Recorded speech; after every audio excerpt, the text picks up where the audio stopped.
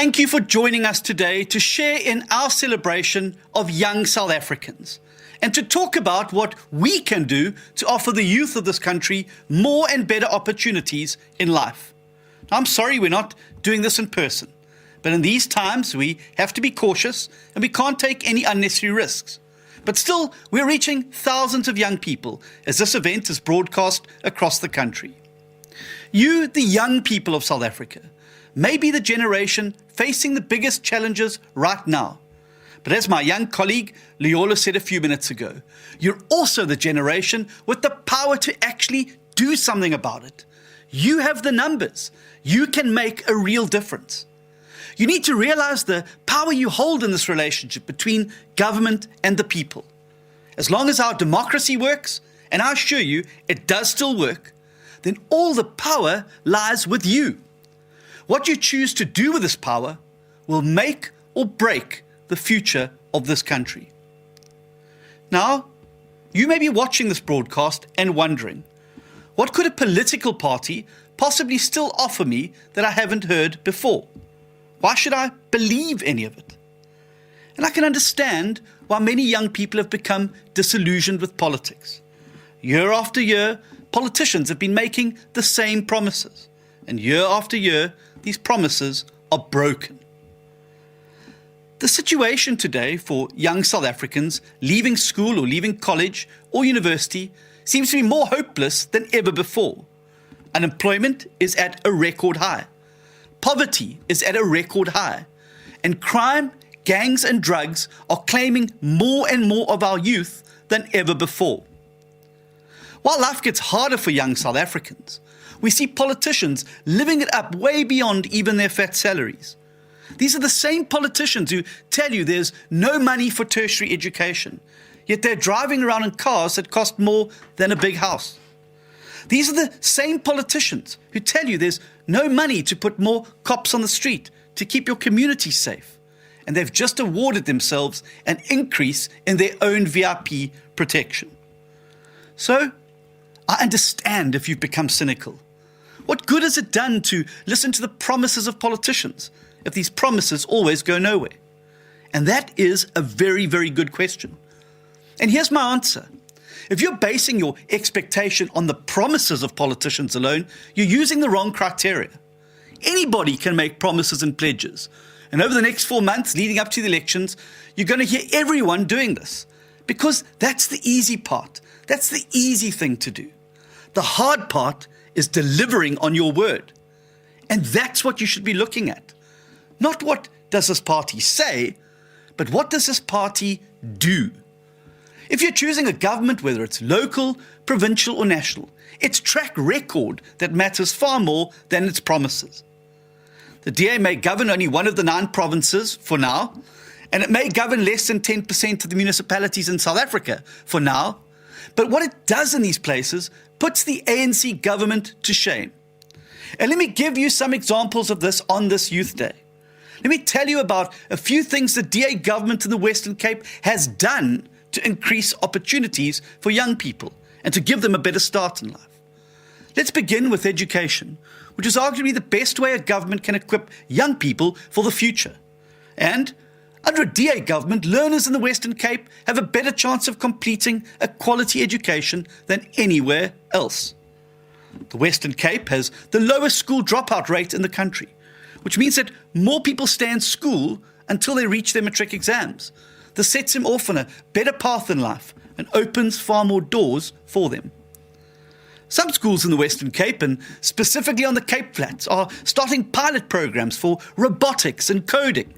And in Saldanha Bay, there's a project underway to train high school teachers in digital technology. It's also the only province where the government continued to feed hungry school children throughout the lockdown. Everywhere else where the ANC governs, these school feeding programs were shut down and children had to go hungry. Again, always look at what a governing party does and not simply what it says. Once these learners leave school, the Western Cape government also has a number of programs to give young people work experience, skills training, and a foot in that job's door. One of these programs is called the Premier Advancement of Youth Project. which gives matriculants work experience in the various departments of the provincial government through mentorship and on-the-job training. Since the PAY project was launched in 2012, almost 5,000 matriculants have benefited from this internship program. One of the biggest employers in the Western Cape is agriculture, and the provincial government runs various human capital development programs in this sector that offer young people the chance to develop skills and access work.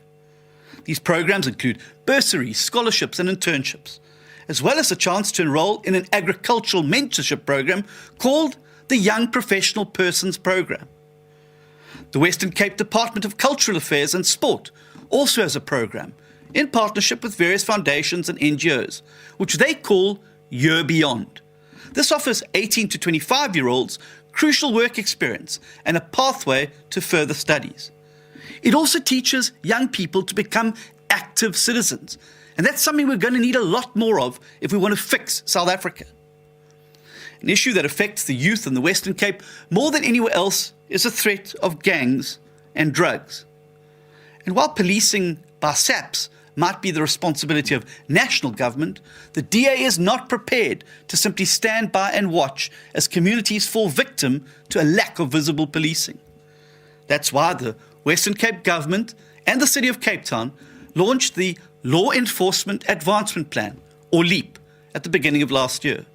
These extra boots on the ground in Mitchell's Plain have already had a huge impact in making that community safer, and the province is on track to meet its target of deploying 1,000 LEAP officers on the ground by October.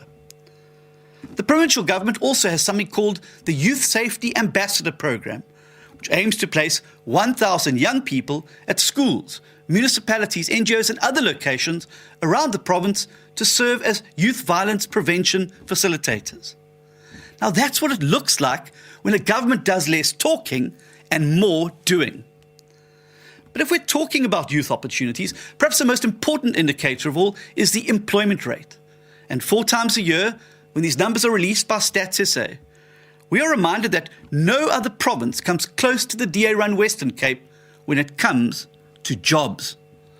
Our country is in a severe unemployment crisis, with more than 43% of working-age South Africans unable to find a job, and most of them are under the age of 30. We have one of the highest youth unemployment rates in the world. But the expanded rate of unemployment in the Western Cape is a full 17.5 percentage points lower than the average for the other 8 ANC-run provinces. Are we satisfied with this? No, of course not. We need to get the unemployment rate all the way down to single figures. But at least DA governments are in the fight against unemployment. ANC governments have given up this fight a long time ago. And that's what you get in the DA, a party that will fight for you every step of the way, a party that will never lose hope for the future of young people in this country. We believe the war on unemployment can be won, and we know how to do it. We believe the war on poverty and hunger can be won, and we know how to do it. We believe the war against criminals, gangs and drugs can be won, and we know how to do it. We believe there can be a bright future for every young South African, and we know how to unlock it. But don't just take my word for it, because talk is cheap. Look at our track record. Compare the DA's record to that of the ANC on any issue, from service delivery to education, from job creation to community safety. Ask yourself, which of these 2 governments would be most likely to help you fulfill your dreams and live a full and meaningful life? Young South Africans, go out on the registration weekend of the 17th and 18th of July and make sure you are correctly registered to vote in the October elections, particularly if you're a first-time voter.